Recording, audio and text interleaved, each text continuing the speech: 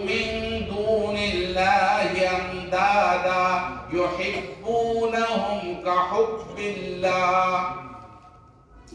انسان نے محبت ان سے کی ہے. انسان سب سے زیادہ اپنی خواہشات سے محبت کرتا ہے. سب سے زیادہ اس کا سب سے بڑا معبود اس کی خواہش ہے. بندہ اپنے خواہشات کا غلام ہے، اپنے نفس کی خواہش پر چلتا ہے. اس کے جی میں آتا ہے کرتا ہے، جی میں نہیں آتا نہیں کرتا. اس کے جی میں آیا مسجد میں آ گیا، نماز پڑھ لی، جی میں نہیں آیا اس نے نماز نہیں پڑھی اور ڈنکے کی چوٹ کہتا ہے میں نماز نہیں پڑھتا، میں مسجد میں نہیں جاتا. عاصم گنج کے لوگوں، ہماری کتنی طاقت ہے. اللہ تعالیٰ جس بندے سے پیار کرتا ہے اس کو اپنی مسجد میں لاتا ہے. ہماری کوئی طاقت نہیں ہے. اگر اللہ چاہے ہمارے چلتے ہوئے قدم کو روک دے. اللہ تعالیٰ چاہتا ہے اپنے بندے کو مسجد میں لا کھڑا کرتا ہے. اور جو نہیں آتا ہم سمجھتے ہیں ہم نماز نہیں پڑھتے. ہماری کتنی طاقت ہے. اللہ تبارک و تعالیٰ در حقیقت مسجد میں اپنے گھر میں ہماری صورت دیکھنا پسند نہیں کرتا. اپنے دل سے اس کو دھکا دے دیتا ہے اور وہ بندہ مسجد سے باہر چلا جاتا ہے. اللہ اس بندے سے پیار نہیں کرتا. اللہ جس بندے سے پیار کرتا ہے اس کو اپنی محبت عطا کرتا ہے، اپنا بندہ بناتا ہے، اپنی اطاعت میں لگاتا ہے، اپنی فرما برداری میں لگاتا ہے، اپنی راہ پر چلاتا ہے، خیر کے کاموں میں لگاتا ہے. اور جس سے اللہ تعالیٰ پیار نہیں کرتا اس کو اپنے در سے دھکا دیتا ہے. وہ اللہ کی دشمنی پر آتا ہے، وہ غلط کاموں میں خرچ کرتا ہے، اللہ تعالیٰ کی راہوں کے علاوہ دوسری راہوں میں اپنے مال کو برباد کرتا ہے. وہ ناچ میں، گانا میں، جوا میں، سٹا میں، سود میں، بیعت میں، ان ساری چیزوں میں اپنے مال کو برباد کرتا ہے. وہ سمجھتا میں کرتا ہوں. حقیقت میں اللہ تعالیٰ اس بندے کو دھکا دیتا ہے اور شیطانوں کے حوالے کر دیتا ہے. وہ اللہ کا بندہ اللہ سے دور چلا جاتا ہے. میں عرض کر رہا تھا انسان سب سے زیادہ پیار اپنی خواہشات سے کرتا ہے. وہ خواہشات کا بندہ ہے، وہ خواہشات کا غلام ہے. قرآن میں نہیں کہتا، قرآن کریم میں اللہ نے فرمایا افرأیت من اتخذ الہہ ہوا. اللہ تعالیٰ فرماتے کیا تم نے ان بندوں کو نہیں دیکھا جنہوں نے اپنے خواہشات کو معبود بنا رکھا ہے، خواہشات کے مطابق اپنی زندگی گزارتا ہے. اس کی خواہشات نے جو کہا وہ کر ڈالا، نہیں آیا جی میں نہیں کیا.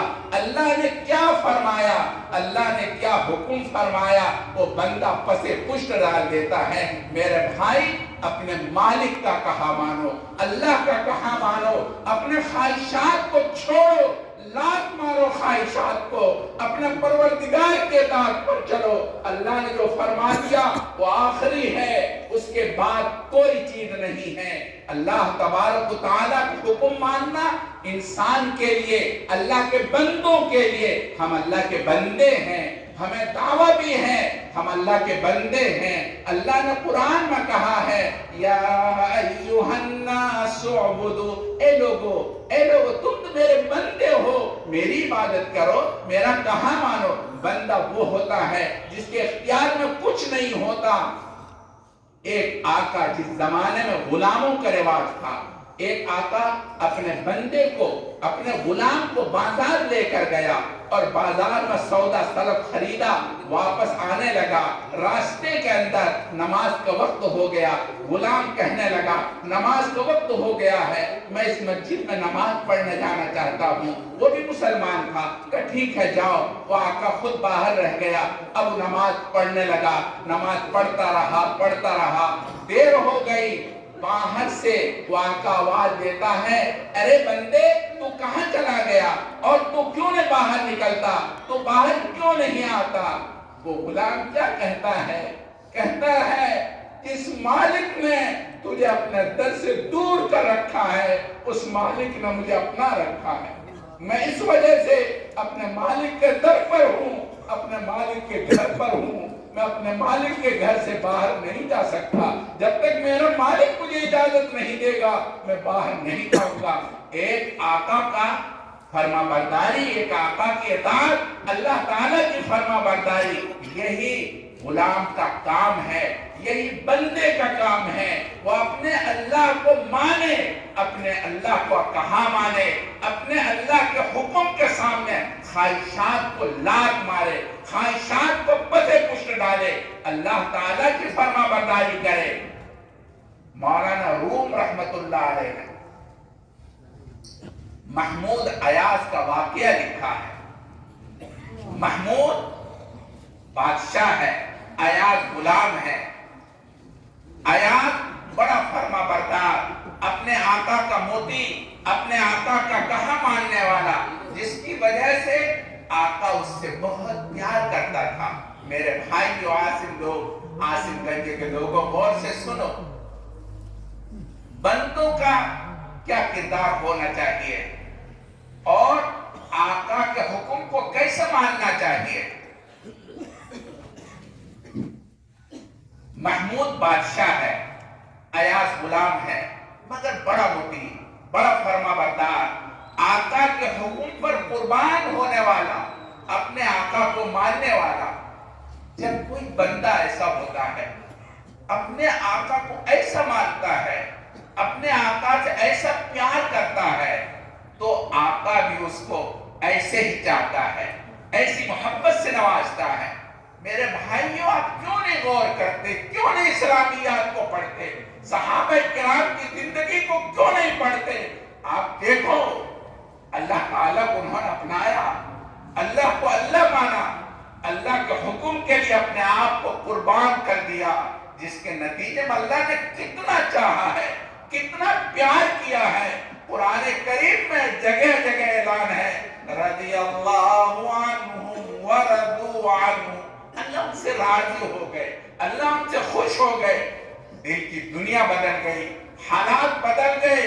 جس سمت میں صحابہ کرام کا ایک فرد چلا جاتا، اس سمت میں دنیا کے حالات بدل جاتے تھے۔ اللہ کو پیارے بندے تھے، اللہ کی اطاعت کرنے والے۔ ایسے ہی محمود کی اطاعت کرنے والا ایاز بندہ اور غلام تھا، جس کی وجہ سے شاہی دربار کے اندر جو بہت اپنے آپ کو قریبی کہنے والے، وہ سب جلنے لگے اور ان سے حسد کرنے لگے کہ محمود اس سے کیوں اتنا پیار کرتا ہے، اس سے پیار نہیں کرنا چاہیے۔ وہ بادشاہ تھا، وہ جانتا تھا، سمجھ گیا۔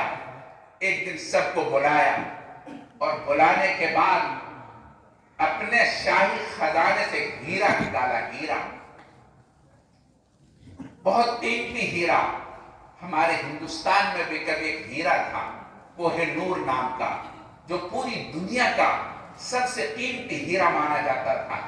انگریز ہندوستان سے گیا، ہندوستان کو یہیں چھوڑ گیا، مگر وہ کوہ نور لے کے چلا گیا۔ کوہ نور آج برطانیہ کی زینت بنا ہوا ہے۔ الغرض میں اس تفصیل میں جانا نہیں چاہتا۔ محمود نے شاہی دربار سے، شاہی خزانہ سے ایک قیمتی ہیرا نکالا اور ایک ایک کو بلایا، اپنے کارندوں کو، وزراء کو، ایک کو بلایا اور کہا دیکھو یہ ہیرا ہے، تم جانتے ہو یہ ہمارے ملک کا قیمتی ہیرا اور سرمایہ ہے، مگر میرا حکم ہے اس کو توڑ ڈالو۔ وہ وزیر اپنے ہاتھ میں لیتا اور لے کر کے پلٹتا، دیکھتا اور کہتا یہ ہمارے ملک کا قیمتی سرمایہ ہے، میرے ملک کا ہیرا ہے، اس کو چورنا، اس کو توڑنا ملک کو برباد کرنا ہے۔ میں اس ہیرے کو نہیں توڑ سکتا، میں اس ہیرے کو برباد نہیں کر سکتا، یہ ہیرا میرے ملک کا قیمتی سرمایہ ہے، یہ کہہ کر ہیرا کو وہی رکھ دیتا۔ دوسرے کو آواز دی، دوسرا آیا، اس نے بھی یہی کہا یہ میرے ملک کو اس کے اوپر ناز ہے، فخر ہے، میں اس کو برباد نہیں کر سکتا۔ اس کو برباد کرنا اپنے آپ کو برباد کر دینا ہے، میں اس ملک ہیرے کو برباد نہیں کر سکتا، توڑ نہیں سکتا۔ 25 وزراء کو بلایا اور سب نے یہی کہا اور ہیرا ایک طرف رکھ دیا۔ اخیر میں ایاز کو بلایا، ایاز کو کہا ایاز محمود کہتا ہے ایاز میرا حکم ہے اس ہیرے کو توڑ دو. ایاز اپنے ہاتھ میں ہیرے کو لیتا ہے, زمین پر پٹکتا ہے اور اوپر سے بھاری پتھر مارتا ہے. ہیرے کا چکنا چور ہو جاتا ہے, ہیرا چور چور ہو جاتا ہے, ایک کوہرام مچتا ہے. واللہ ایچے کافر است, واللہ کافر است, خدا کی قسم یہ ملک کا غدار ہے, یہ ملک کا بے وفا ہے, ملک کا ناسپاس ہے, اس کو ملک بدل کر دینا چاہیے اور ملک سے نکال دینا چاہیے. یہ آیات محبوب کے سامنے رہنے کے لائق نہیں ہے. اس نے ہیرے کو نہیں توڑا, ہمارے ملک کو برباد کر دیا, ہمارے ملک کو چکنا چور کر دیا. محمود کہتا ہے یار جواب دو. محمود جواب دیتا ہے. مانروم نے لکھا ہے گفتہ محتران نامور, گفتہ محتران نامور, امر شہ بہتر بقیمت یا گوہر. ایاز کہتا ہے اے ملک کے سمجھدار سمجھے جانے والوں, اپنے آپ کو عقل مند سمجھنے والوں, ارے تم نے ہیرے کی حفاظت کی, مگر ہیرے کا جو مالک تھا اس کے دل کو چکنا چور کر دیا. تم نے ہیرے کو نہیں بچایا بلکہ اپنے مالک کو تباہ و برباد کر دیا, اور اپنے ملک کو بچایا نہیں بلکہ اپنے ملک کو ٹکڑے ٹکڑے کر دیا. ارے بیوقوف, تم نے مالک کے حکم کو توڑا ہے اور ایک معمولی چیز کی حفاظت کی ہے. تم نے تو مالک کو برباد کر دیا.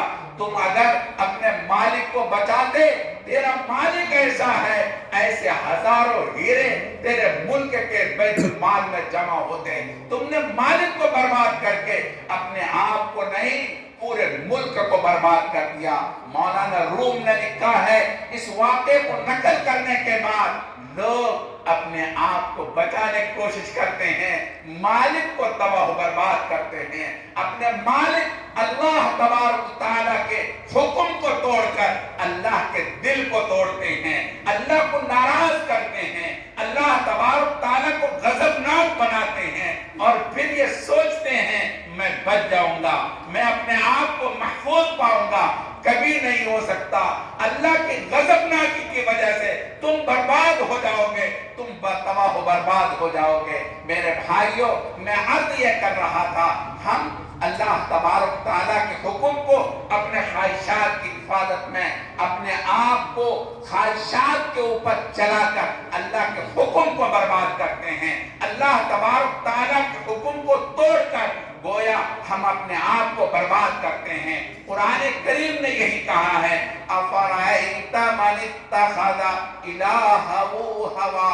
اور لوگوں کیوں آپ سوچتے ہو, اللہ نے آگے فرمایا ارے تیری کتنی طاقت ہے, تو اپنے آپ کو یہ سمجھتا ہے میں اپنے آپ کو بچا رہا ہوں, اپنے آپ کی حفاظت کر رہا ہوں, اور میں اللہ کی بات نہیں مان رہا ہوں. قرآن یہ کہتا ہے وَأَضَلَّهُ اللَّهُ, اللہ نے آپ کو اپنے در سے ہٹا رکھا ہے, اللہ نے آپ کو اپنے آپ سے برباد کر رکھا ہے. یعنی آپ نماز نہیں پڑھتے, آپ سمجھتے میں نماز نہیں پڑھتا ہوں.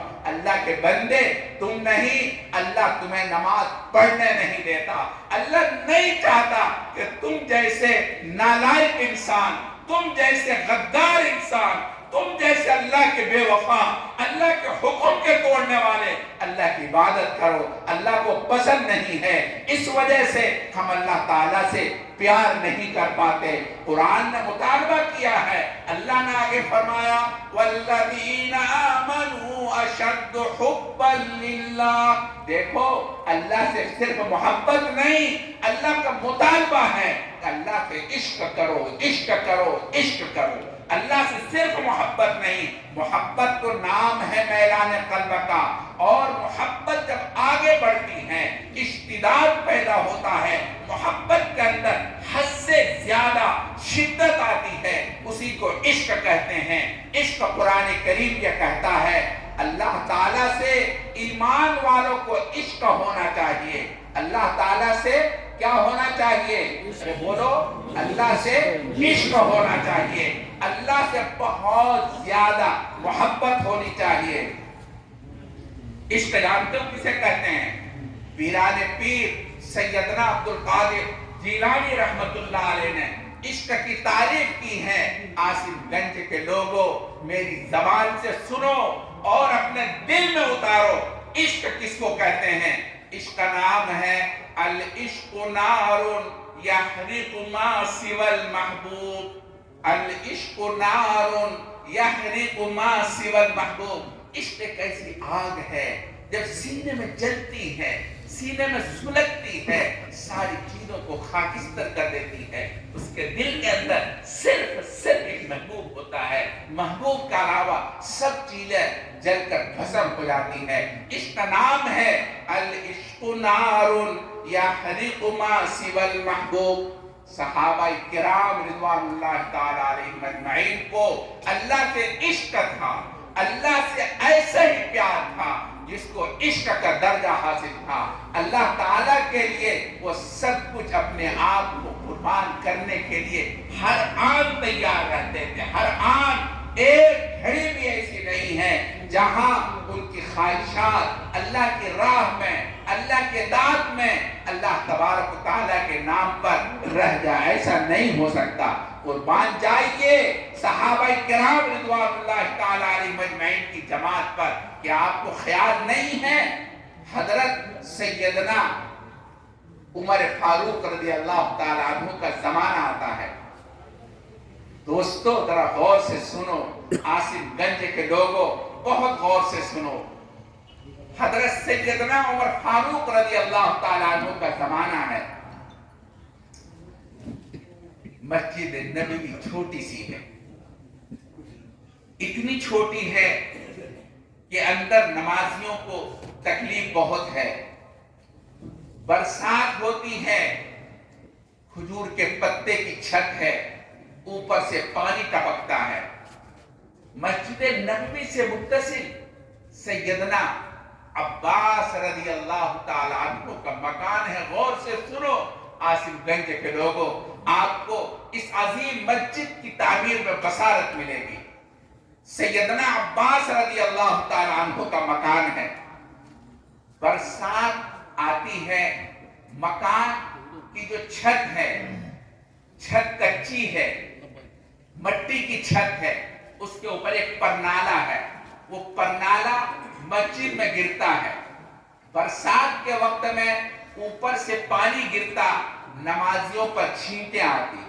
نمازیوں نے حضرت سیدنا امیر المؤمنین عمر فاروق سے شکایت کی کہ یا امیر المؤمنین، یہ پرنالہ مسجد میں گرتا ہے، اس کی وجہ سے ہم سب پر چھینٹیں آتی ہیں، اگر یہ پرنالہ اس سے ہٹا کر کے دوسری طرف کر دیا جائے، اس کا رخ ادھر بدل دیا جائے تو کوئی حرج کی بات نہیں ہے، اور اس طرح سے مسجدوں کو، مسجد کے اندر چھینٹیں بھی نہیں آئیں گی نمازیوں پر، اور کوئی مسئلہ نہیں ہے۔ حضرت امیر المؤمنین نے حکم دیا اس پرنالے کو دوسری طرف لگا دیا جائے، چنانچہ پرنالے کو ادھر سے ہٹا کر ادھر لگا دیا گیا۔ سیدنا عباس رضی اللہ تعالیٰ عنہ آتے ہیں، آنے کے بعد گھر کا نقشہ دیکھتے ہیں، پرنالہ یہاں سے ہٹ گیا۔ پوچھا کس نے ہٹایا؟ کہا امیر المؤمنین عمر فاروق نے ہٹوایا ہے، ان کے حکم سے ہٹا ہے۔ انہوں نے کچھ نہیں کہا، سیدھا عدالت عالیہ میں امیر المؤمنین کے خلاف مقدمہ کر دیا۔ عدالت عالیہ کے جج، چیف جسٹس حضرت ابی بن کعب رضی اللہ تعالیٰ عنہ ہیں۔ حضرت ابی بن کعب رضی اللہ تعالیٰ عنہ دوستو اقرأ القرآن ہے، سب سے زیادہ قرآن کریم کے عمدہ پڑھنے والے۔ جیسے ابھی آپ نے قرآن کریم کی قرآت قاری صاحب سے سامعہ نواز آپ نے تلاوت سنی ہے ماشاءاللہ، ایسی ابی بن کعب کو صحابہ کرام کے اندر یہ امتیاز حاصل تھا، وہ سب سے زیادہ عمدہ قرآن کریم کے پڑھنے والے ابی بن کعب رضی اللہ تعالیٰ عنہ ہیں۔ وہ حضرت عمر فاروق کے زمانے میں چیف جسٹس ہیں۔ حضرت عباس رضی اللہ تعالیٰ عنہ نے ان کی عدالت میں مقدمہ دائر کر دیا، खलीफत मुस्लिमीन के खिलाफ मुकदमा जारी कर दिया। खलीफत मुस्लिमीन ने नोटिस भेजाया और कहा इसी वक्त आप अदालत में हाजिर हो जाएं। खलीफत मुस्लिमीन अदालत आलिया का हुक्म सुनकर घर से अदालत आलिया में तशरीफ लाते हैं। थोड़ी देर हो जाती है, आते ही अदालत आलिया के चीफ जस्टिस उबई इब्न काब ने कहा, अमीरुल मुमिनीन आपने आने में हाजिरी में ताखीर की है। खलीफतुल मुस्लिमीन सर नीचे कर दी। ये इस्लाम का इम्तियाज है दोस्तों, गौर से सुनो। एक खलीफतुल मुस्लिमीन चीफ जस्टिस के सामने सर नगू हो जाते हैं और कहते हैं मुझे फला वजह से देरी हो गई, आप मुझे माफ फरमा।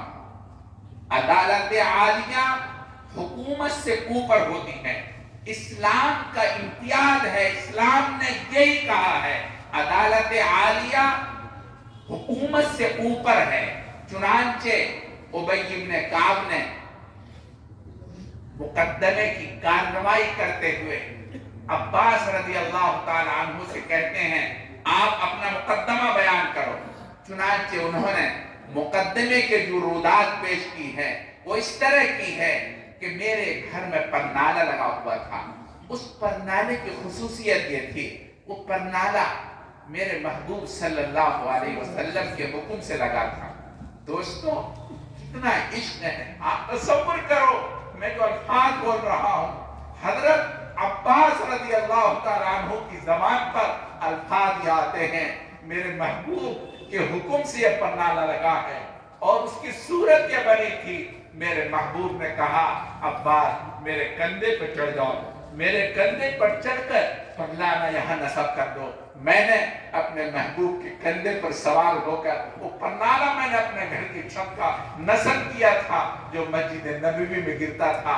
मेरे हुक्म के बगैर, मेरी मर्जी के बगैर, मेरी चाहत के बगैर, मेरे इल्म के बगैर इस परनाले को अमीर मुमिनीन ने हटा दिया और दूसरे तरफ लगा दिया।